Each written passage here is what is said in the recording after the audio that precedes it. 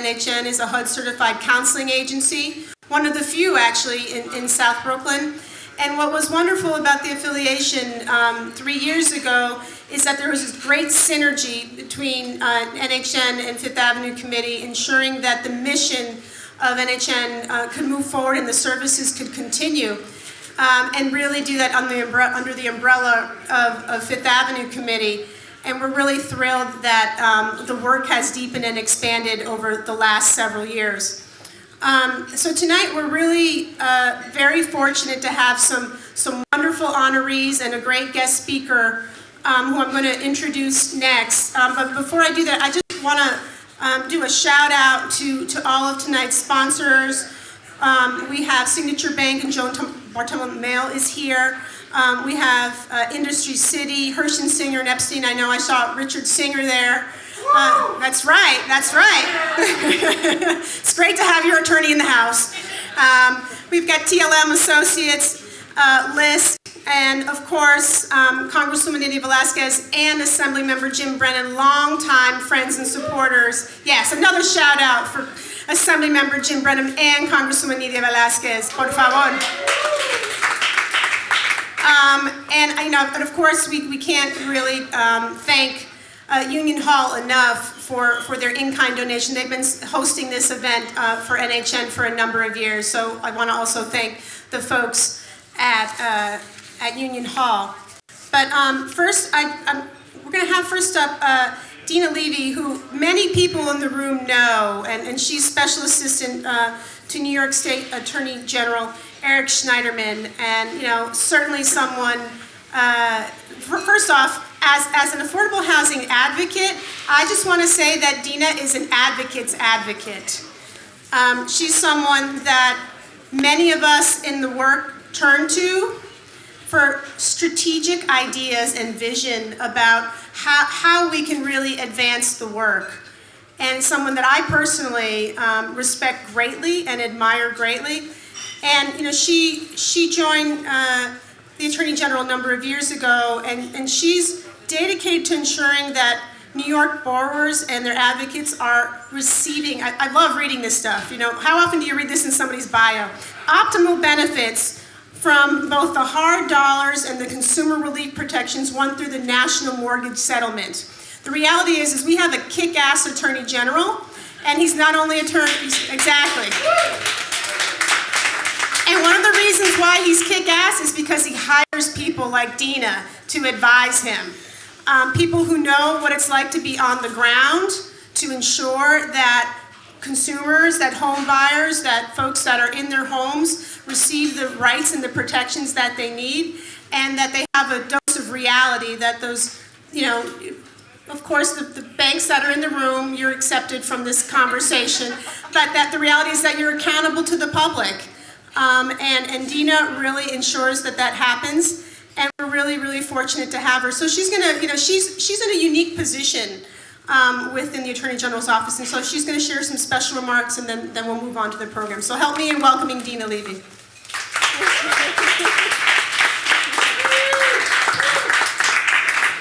So thank you so much for having me, Michelle, and everybody at Neighbors Helping Neighbors and Fifth Avenue Committee. I'm very happy to be here on behalf of the Office of Attorney General Eric Schneiderman and to celebrate the amazing work that both Neighbors Helping Neighbors in fact does. I was gonna sort of go through some of the accomplishments that I've seen them win over the years, but I actually thought what would be more interesting is to tell two quick stories about my experience working with both FAC and with Neighbors Helping Neighbors, particularly since I've been at the Office of the Attorney General, which I think really sort of highlights why they're so unique and so valuable to the broader affordable housing movement.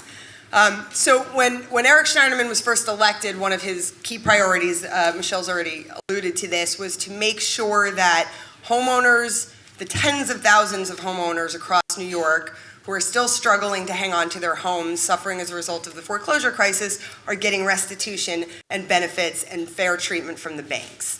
And one of the first ways we attempted to do that, and this is really a credit to the Attorney General, was after signing the National Mortgage Settlement, was to dedicate a $60 million program to supporting housing counseling and legal service providers who are out there every day working directly with homeowners and providing free and really top-notch services. And of course, one of the groups doing that is Neighbors Helping Neighbors here in Brooklyn. But pretty shortly after we launched the program, and I was pretty new to the job, I got a phone call from Robert McCool, who heads the housing counseling program at Neighbors Helping Neighbors, and he was calling to inform me that some of the institutions compelled under the National Mortgage Settlement were not meeting their obligations to homeowners, and he wanted to know, what we would do about it. And I thought, my first thought was, look at this guy, right? The ink isn't even dry on the contract, and already he's calling to tell us what's not working and what are we gonna do about it. That was my first thought. I think my second thought was, that is very, very cool, right? And that is the kind of advocacy that is going to make this settlement effective, and that is the kind of advocacy that is gonna make us a better government partner, and that is the kind of advocacy that's gonna make us a better enforcement agency. And I think that's true, and we took that information and it forced us to go out and ask others, some of you who are here in the room, who else was experiencing this, and from that information we were actually able to bring some additional enforcement actions against some of these institutions. It's not perfect, I've heard tonight that it's not perfect, but that's okay, it's progress, and that's really what we want to do. Is to make progress. But it's not just actually on the single-family foreclosure side that I've had some experience even at the Attorney General's office with these organizations. Now that we're starting, and I don't want to overstate this, but as we're starting to move past the foreclosure crisis, and certainly as the economic crisis is coming or slowing, and real estate prices are coming back, and the market is starting to pick up, unfortunately so are many of the pressures and problems that puts on low-end, moderate-income communities. And again, we are starting to see some of those problems related to preserving affordable housing resurface. And yet again, one of the first calls we got was from the organizing department at Fifth Avenue Committee, who wanted us to know what they were seeing on the ground and what was happening, particularly here in Brooklyn as it relates to preserving and dealing with the preservation of affordable housing.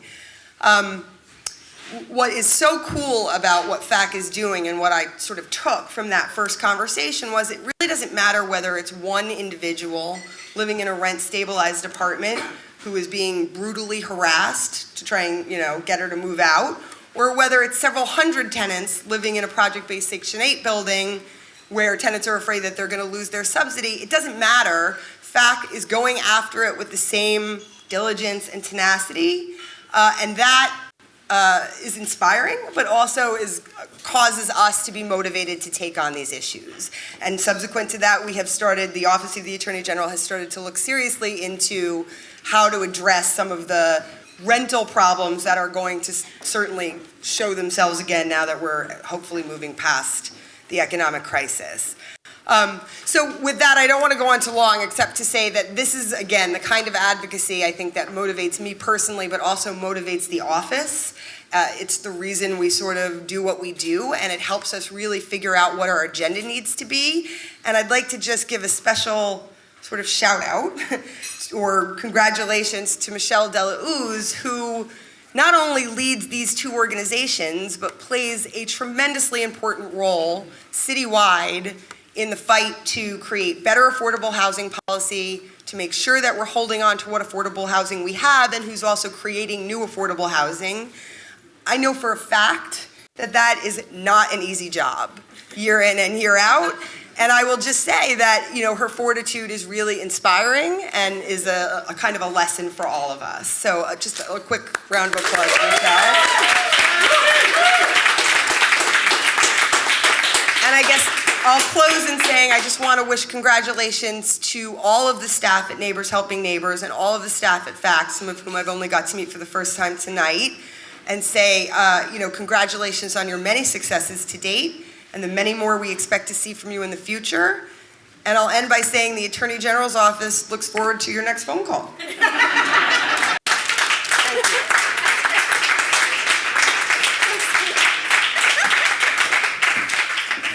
Thankfully, we have Dina on speed dial.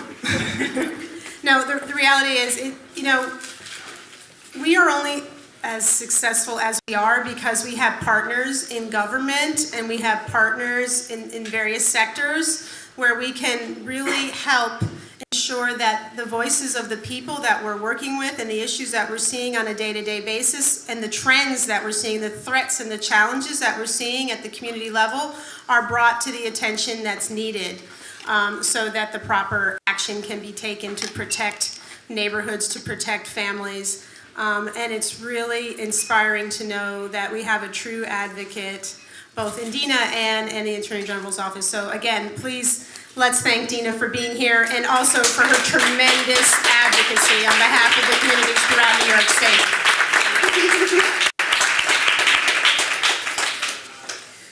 So we're really fortunate to have some wonderful advocates here. And so the next person that I'm going to invite up is Ken Inadomi, who's the Executive Director of the New York Mortgage Coalition. That's right, did I hear some? Yeah!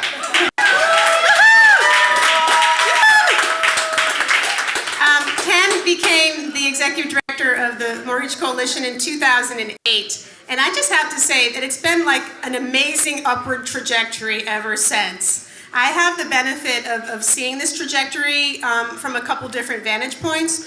One is that the Mortgage Coalition and the Association for Neighborhood and Housing Development have a very close working relationship, and I have the privilege of sitting on the board of ANHD. And quite honestly, I just want to say that his leadership, his strategic vision for the Mortgage Coalition has been clear from day one. The organization has grown tremendously under his leadership, and to the point, honestly, where just this past year they were named as an intermediary organization for HUD. And that's no small accomplishment. And I think some of the folks that are managing that HUD contract might be in the room. and I just know that that's a very, very significant thing. And the reality is, it's not just about that. It's really about the kinds of quality counseling services, the commitment to quality housing counseling on the grassroots level, at the community level, and really providing the kind of technical assistance and support that's needed to support organizations like Neighbors Helping Neighbors is really the reason why we're honoring Ken and the Mortgage Coalition tonight with the Neighborhood Champion Award. So please help me welcome and thank Ken Inadomi and the Mortgage Coalition, New York Mortgage Coalition, on behalf of Neighborhood Champion Award. And I know we're here with his wife and daughter are here too, so I just want to say we love Ken. Thank you very much. I just want to say a few words. First, I'd like to give a reverse shout out to Dina Levy, because I don't know if you know, but the HOP program, okay, Home Ownership Protection Program, that was extended another 2 years from the Attorney General. Dina and her staff and her team, they work tirelessly on behalf of housing counseling agencies to promote our program, to further our work. So just, again, another shout out to Dina and the great work she's done. You know, the key thing is that even though foreclosure is no longer a daily headline, it certainly hasn't gotten away, and it certainly hasn't gone away in the New York area. But getting back to NHN, Neighbors Helping Neighbors, the Mortgage Coalition, we had our 20th anniversary just last year. And I was looking over the roster of housing counseling agencies in our coalition, and I realized that for more than 10 of those years, NHN has been a core partner. And it's really because we share a common goal, and that is affordable home ownership for working class families, for low to moderate income families in the greater New York area. And from our vantage point as an intermediary, remember, we don't provide direct service. We support other agencies in giving their service. I know that we're just one subway stop away from the Barclays Center where the Nets play, so to use the basketball analogy, we don't need to score the basket. We want to get the assist, okay? We want our counselors to do the work. But from our vantage point, there are three characteristics that we see of successful and great housing counseling agencies, and NHN embodies all three of them. The first is to be strategic. And if you think of what that means to seize opportunities and to take advantage of them, and to match resources with opportunities. The other thing, remember, is that when NHN and the Fifth Avenue Committee came together, it was a remarkable integration of two nonprofits. That does not happen often, and certainly when it happens, it doesn't always happen successfully. but it takes the second characteristic, leadership, to make that happen. So again, a hat tip to Michelle, to Robert McCool, who leads the home ownership department, for all they've done along that line. The third aspect, or the third characteristic of a successful housing counseling agency, of course, is impact. You can have great organizations, but if you're not delivering on the actual impact at the neighborhood level, it's all hollow. And what NHN has done along 3 different parameters is pretty remarkable. First, on home ownership, over 100 LMI families a year receive counseling from them. And remember, this isn't just workshops. This is emotional support. It's one-to-one, face-to-face counseling that really earns the trust of the clients, and we're going to hear one tonight. The second is over 100 families in distress are counseled to prevent foreclosure. Actually, over 150 families, and then another over 100 families who are renting that are tenants that face the possibility of eviction receive counseling as well. In all of these areas, NHN has been exemplary. They go to trainings, they co-host events. They're always there when you need them. I know that Robert, whenever we have a question regarding a housing reform policy, a lending program, a new innovation, if there's anyone that we want a candid market response from on how it's working on the ground, we ask Robert McCool. That's a huge resource to have as an intermediary. Just let me close by saying that in order to conduct a successful homeownership program, it takes more than just housing counseling agencies. It takes our lenders, it takes policymakers. And know that we have those representatives in the room. Thank you for your support and your involvement. And we're all in this together, as I like to say, to try to create this vibrant, safe, and sustainable neighborhood. So thank you very much.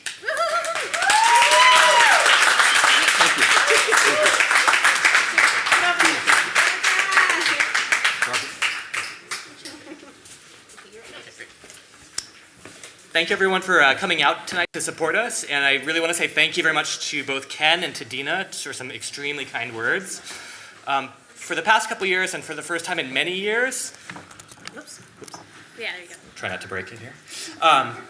Many of our families have felt stable enough that they could build some savings, save for a down payment, and actually take a step towards homeownership to run away from the rapidly rising rents and really achieve their dream of homeownership. And we've only been able to do that with the support of the Mortgage Coalition and their amazing programs. At the same time, though, we are still struggling with the effects of the recession. Families are still struggling with unemployment and underemployment. And we've been doing the past year some very intensive foreclosure prevention counseling as well. And here we've really relied on the funding and the advocacy of the Attorney General's Office and Dina, the amazing support services from the Center for New York City Neighborhoods, and also our amazing legal services partners, Brooklyn Legal Services, who for many years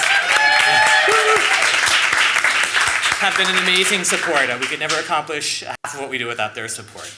At the same time, 2 years after Hurricane Sandy, families are still struggling with both the physical damage and the financial damage. The banks, after the storm, they were generous enough to give people a period of suspended payments, but then at the end of 6 months or 9 months or even 12 months, they asked people to pay back those accrued arrears all at once, knowing that those families had also been paying for rent and repairs and other financial hardships. I want to tell you about our client tonight, Corrine Radcliffe, who suffered at the hands of one of these lenders, who was given one of these forbearance periods, but then was again asked to pay off a massive amount of mortgage arrears on a short moment's notice to bring herself current. Using the Center for New York City Neighborhoods MAP program, Mortgage Assistance Program, we were able to gather up the funds to bring her current and to stabilize her financial situation. So I'd like to turn the mic over to Corrine to tell you a little bit more about what happened.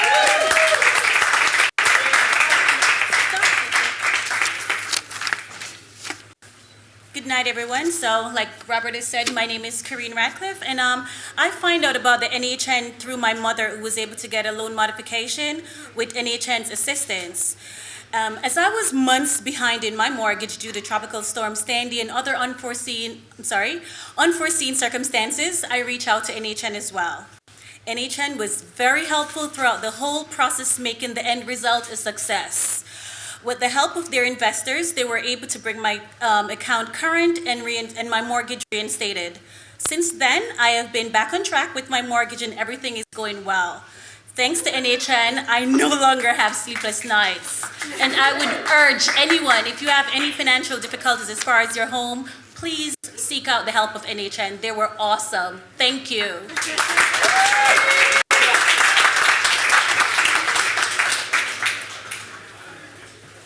That's great. Thank you very much, Corinne. And I just want to say, we've really are really fortunate that we've earned the trust of entire families in that way, where the people recommend coming to NHN because they know that we are able to actually provide services. And I just want to do a shout out to the other NHN housing counseling staff that are here tonight. We have Rhonda and we have Lorraine, both here tonight. Raise your hands, guys. Raise your hands. Absolutely. We couldn't do it without the team that we have. So really, thank you very much. And next, I want to invite up another key person in the NHN team. So Ken mentioned both the housing counseling work on the first-time home buyer and the foreclosure side, but we have an entire team really in Marcella and Auda in the Sunset Park office. That's right. They have a very large fan club in Sunset Park. And so I'm going to invite up Marcella now.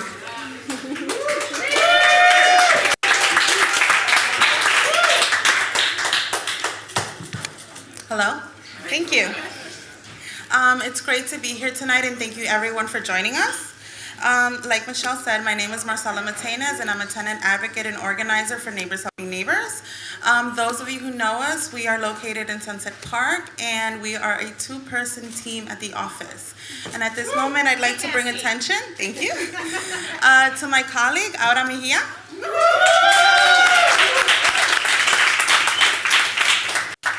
So yes, Neighbors Helping Neighbors has two programs, and the other program consists of organizing and advocacy around tenant issues. We provide organizing and advocacy for the community, and I'm sorry, I'm a little nervous.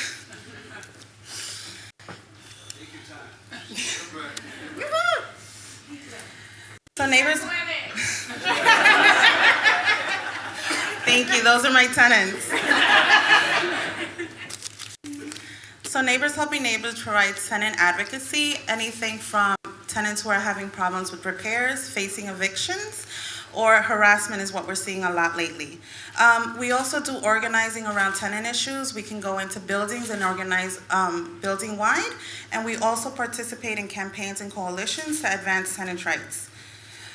One of the campaigns that we worked on in 2014 is the Rent Guidelines Board, and who they are they decide what the rent increases are going to be for rent-stabilized tenants. With the organizing that we did with our tenants, we were able to provide forums in the different boroughs, and we were able to win the lowest rent increases in 40 years.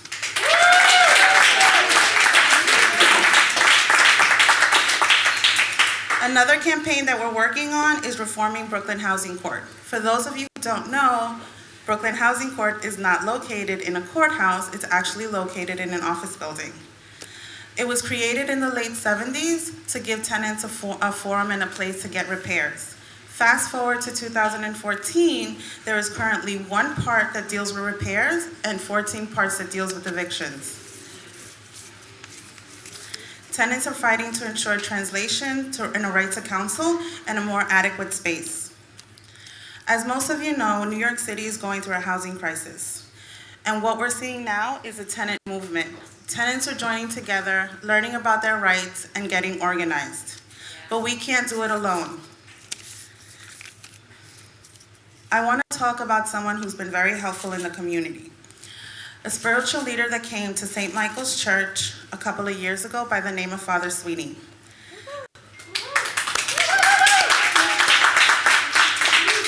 When I first met Father Sweeney, I invited him to a tenant right workshop. Afterwards, we talked about some of the tenant issues, but it wasn't until more recently that we worked closer together, when a parishioner came to him who was having problems. The parishioner was being harassed. The parishioner was a mother with small children who had fallen behind in rent and was suddenly finding herself with no electricity in her apartment. Once we started working to find a solution, we realized that the shut-off service was coming from the basement and coming from her landlord, who was trying to send her a message. We worked together to get the issue resolved. Father Sweeney has continued to be a friend and an ally to tenants. We worked together on tenant issues. He's helped us provide space. He's helped pass on information. He's gone above and beyond his call of duty. He's reached out to his colleagues. This is something that us and the tenants cannot do alone. We need the support of people like Father Sweeney.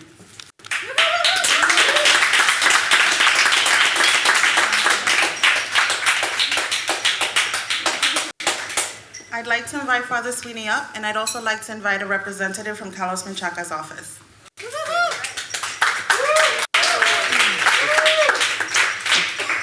Neighbors Helping Neighbors in the Fifth Avenue Committee would like to present the award of Community Leadership for Father Sweeney.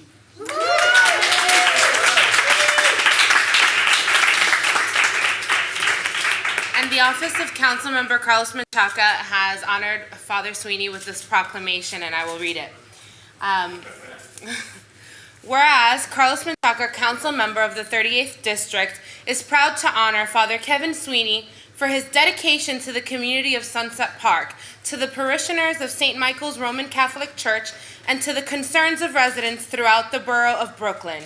And whereas pastor of the St. Michael's Roman Catholic Church in Sunset Park, Father Sweeney has shown selfless generosity and a commitment to protecting the rights and defending the resources of his neighbors and of Brooklyn residents at large. And whereas Father Sweeney's incredible organizing has connected a number of places of worship, including Our Lady of Perpetual Help and St. Agatha's, in an effort to forward the interests and protect the rights of tenants in the community. And whereas Father Sweeney and the St. Michael's community have opened their doors to neighbors in need and have worked tirelessly to combat harassment by providing support to community members and to the organizations that provide important advocacy work, like Neighbors Helping Neighbors and the Fifth Avenue Committee. And whereas in all of Father Sweeney's endeavors, he has served as a great catalyst for positive changes throughout our community. He is a hands-on leader with approachable collaborative management style and proven ability to build community. And whereas upon receiving this proclamation, Father Sweeney can be proud of the profound impact he has had on the members of this community and on those who look to the religious community for support and for hope.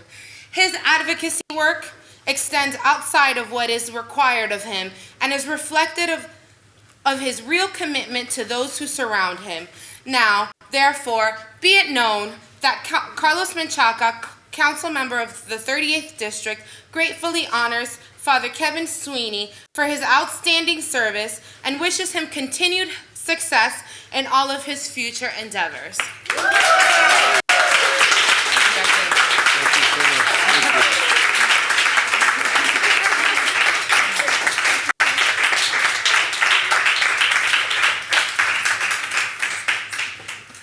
Thank you so much. That was quite a surprise. And really just to offer a word of thanks on behalf of the parishioners of St. Michael's, and to say that the honors that I received tonight, I'm very grateful to receive.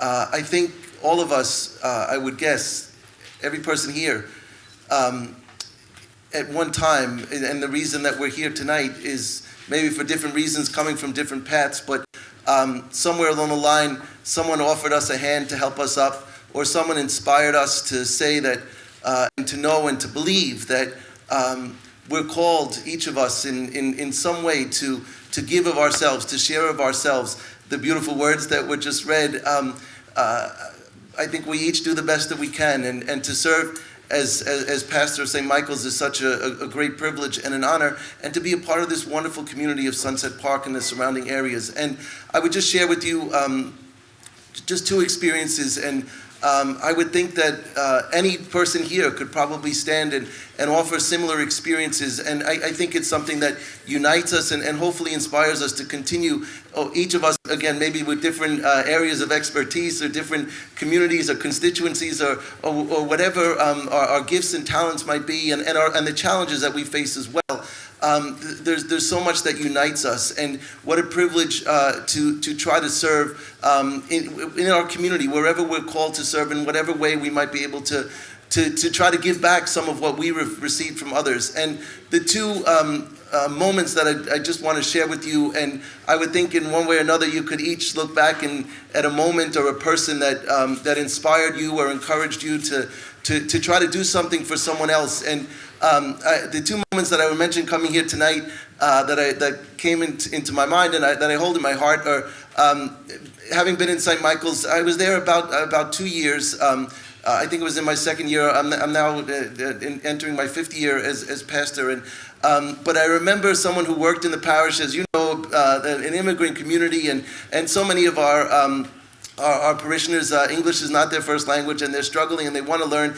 And the woman who worked in the parish said, "You should have English classes. You should have English classes. We should have English classes here at St. Michael's." I said, "I know, I'd love to." And in my own mind, I'm thinking, yeah, that would be great, but I don't see how that's going to happen. We have many other things. Our school was under construction. As we say, as some say, with God, all things are possible, and with the effort and shared hearts and belief and trying to do what we can, and making those connections. And before I knew it, one thing led to another. And I remember somebody coming out of church one day. We were trying to do something with English classes on a small level in the parish, and someone said, "The Fifth Avenue Committee, the Fifth Avenue Committee, the Fifth Avenue Committee." And I see Chris and Carolyn. Let's give it up for the Fifth Avenue Committee and their staff. All we ended up having to do at St. Michael's literally was open the door and maybe give the key. And the Fifth Avenue Committee came in, and now we have four mornings and 4 evenings a week where people are learning English and are inspired by teachers. And that wasn't something that we as a parish could have provided by ourselves, but when we work together as community, as brothers and sisters, doing what we can to help one another, amazing things can happen. The other moment was the moment that Marcella shared, and those times that we've all known, whether it be somebody coming into the church in a difficult situation, or somebody struggling to pay rent, or the challenges that our people face, and that we're sometimes privileged to be in a place where we can listen and say, well, let's see what we can do, and let's see who might be able to help us. And to me, people like Marcella, who are people of real strength and who are not going to be denied when someone needs help. And Marcella did that, and those at Neighbors Helping Neighbors continue to do that, and we need to continue to do that. And I think those of us who live here in the community, blessed in so many ways, in Sunset Park, in Brooklyn, in New York City, no better place in the world, I think, to live. But we have to respect diversity. We have to realize that we're a community in a city and a borough that should be for all people, and where everyone should feel welcome. Much easier to say than to do, you know better than I. It gets complicated, but we have to stand up for one another. And when people are not respected, and when people are not given the rights that they deserve as human beings, together, we need to stand up, and we need to stand together. And I just want to thank Marcella and Neighbors Helping Neighbors for being that advocacy, and for the Fifth Avenue Committee. And so the honor I received tonight, I receive on behalf of our parishioners and together as a community. I just thank you for the honor very much, and hopefully we continue to working together. Thanks so much.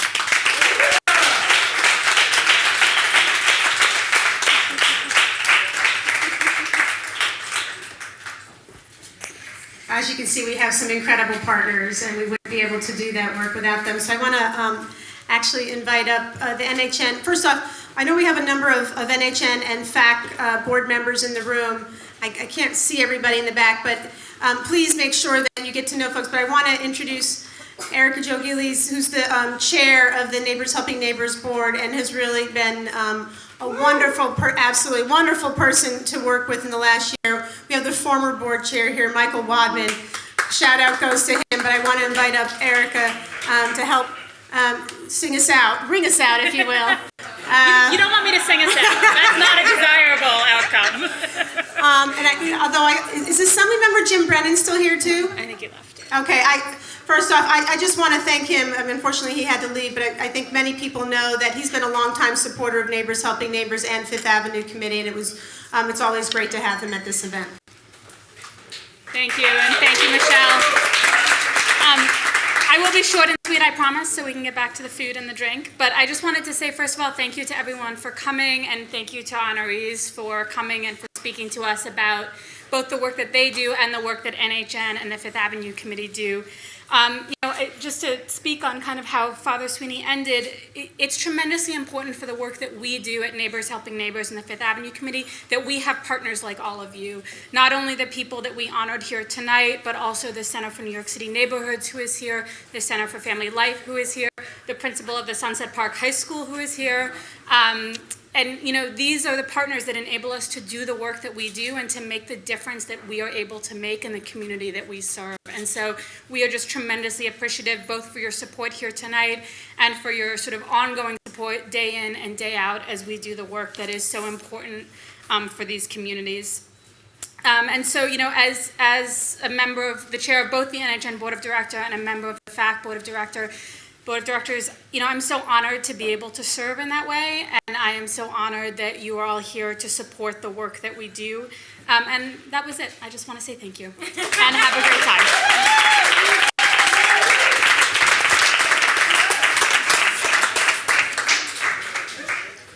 Disfrute.